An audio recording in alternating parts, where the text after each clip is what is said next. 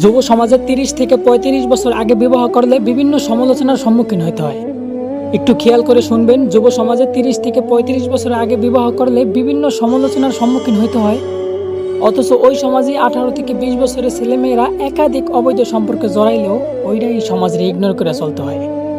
আমাদের সমাজের শিক্ষিত মানুষগুলা শিক্ষার্থীদের বইয়ের পাতার মাধ্যমে সমকামিতা শিক্ষা দেয়, আবার কেউ তার প্রতিবাদ করতে গিয়ে নিজের কর্মস্থলের চাকরিটারে হারায় ফেলায়। হ্যাঁ, এই সমাজে মানুষ হিসাবে কোনো ব্যক্তিকেই তার যোগ্য অধিকার দেওয়া হয় না। টাকা পয়সা আর ক্ষমতা আছে তো আপনি সমাজের নেতা, আর না থাকলে মানুষ বলেই গণ্য করা হয় না। আমরা এই আলোময় পৃথিবীতে চলার জন্য উচ্চ শিক্ষিত হইতে বিভিন্ন দেশ বিদেশ যাইতেও দ্বিধাবোধ করি না, অথচ অন্ধকার কবরে চলার জন্য কোরআনের শিক্ষাটাই এই সমাজ থেকে নেওয়া হয় না। তো বলি, এই যে সমাজের লোকজন নিজেদের ছেলে মেয়ের বিয়ের জন্য এই অকুশল সমাজ থেকে আবার একজন সামাজিক ছেলে বা মেয়ে খুঁজলেন। আচ্ছা, এই বিষয়টা কেমন হইল না, যে নিজেদের হাতেই সমাজের পরিবেশ নষ্ট করিয়া আবার ওই সমাজেই গাছ লাগিয়ে পরিবেশ বাঁচাইতে বললেন।